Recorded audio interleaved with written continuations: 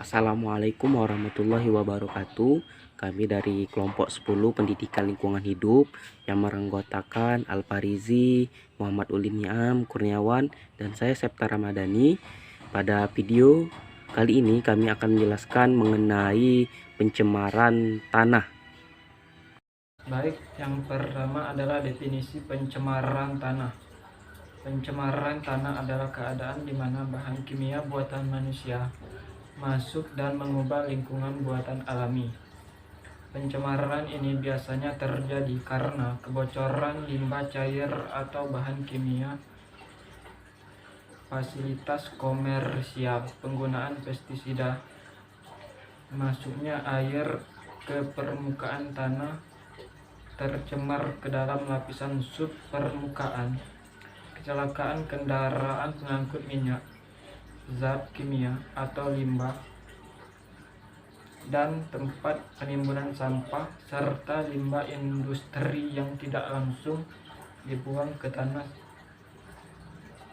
tanah secara tidak memenuhi syarat atau illegal dumping. Yang selanjutnya adalah sumber-sumber yang menyebabkan tanah tidak subur adalah yang pertama adalah limbah pertanian.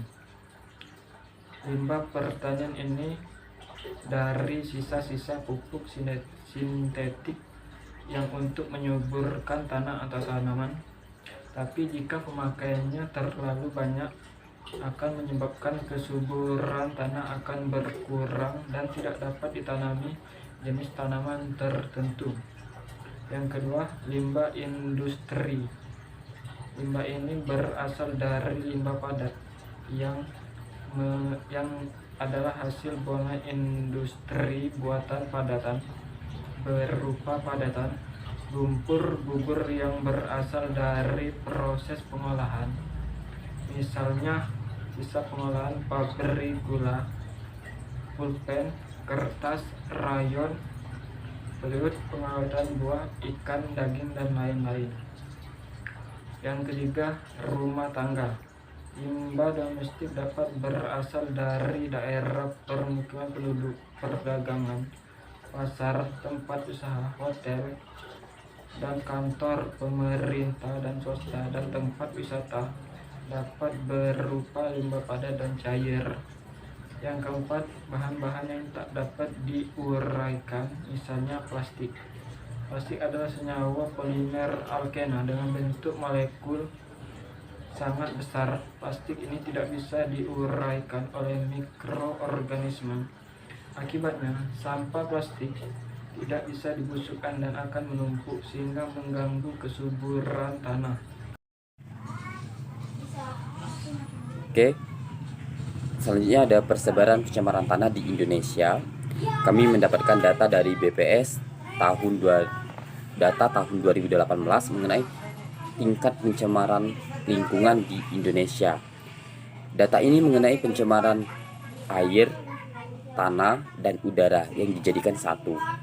Terdapat 5 kabupaten kota tertinggi yang memiliki tingkat pencemaran lingkungan di Indonesia. Provinsi yang pertama ada Provinsi Kalimantan Tengah, tepatnya di Kabupaten Kota Katingan, dengan indeks pencapaian pencemaran lingkungan mencapai 97% dengan total desa 161 desa. Yang kedua ada Provinsi Jawa Timur, tepatnya di Kota Malang, dengan presentasi 96 presentasi, total desa 57 desa. Yang ketiga ada Provinsi Kalimantan Tengah lagi, tepatnya di Kabupaten Kota Gunung Mas dengan 94%, total desa 128 desa. Yang keempat ada Provinsi Jawa Barat, tepatnya di Kota Cirebon dengan persentasi pencemaran lingkungan mencapai 82%, total desa 31 desa. Yang kelima terakhir ada daerah khusus ibu kota Jakarta, tepatnya di Kota Jakarta Utara, yang mana indeks presentasi pencemaran lingkungan mencapai 81%, totalnya total desa 22 desa. Selanjutnya ada dampak pencemaran tanah terhadap lingkungan. telah kami berikan gambar foto di PowerPoint. Ada tumpukan sampah, ada limbah industri yang dibuang tanpa memperhatikan wawasan lingkungan, ada lahan yang tandus dan lahan pertanian.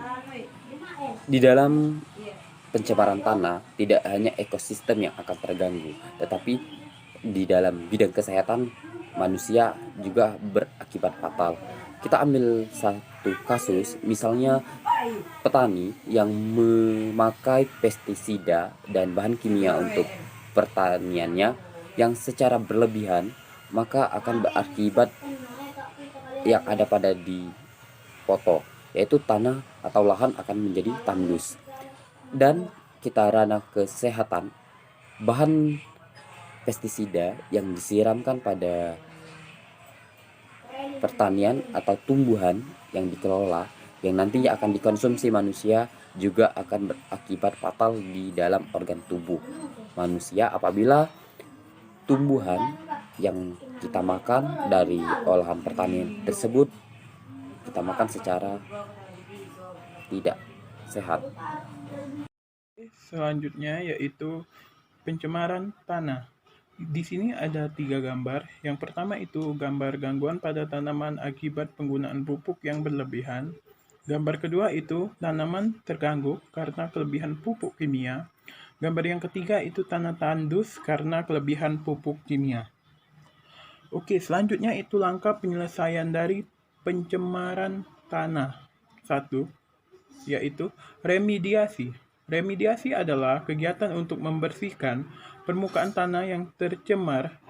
Ada 2 jenis remediasi tanah, yaitu in situ atau on-site dan ex situ atau off-site.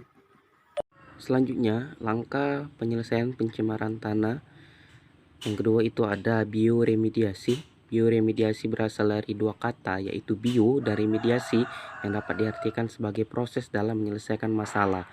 Bio yang dimaksud adalah organisme hidup, terutama mikroorganisme yang digunakan dalam pemanfaatan pemecahan atau degradasi bahan pencemar lingkungan menjadi bentuk yang lebih sederhana dan aman bagi lingkungan tersebut. Bioremediasi merupakan pengembangan dari bidang bioteknologi lingkungan dengan memanfaatkan proses biologi dalam mengendalikan pencemaran atau polutan yang termasuk dalam polutan antara lain logam-logam berat, petroleum hidrokarbon, dan senyawa-senyawa organik terhalogenasi seperti pestisida, herbisida, dan lain-lain. Bioremediasi mempunyai potensi menjadi salah satu teknologi lingkungan yang bersih, alami, dan paling murah untuk mengantisipasi masalah-masalah lingkungan, termasuknya yaitu masalah pencemaran tanah. Kesimpulan, jadi pencemaran tanah adalah keadaan di mana bahan kimia buatan manusia masuk dan merubah lingkungan tanah alami.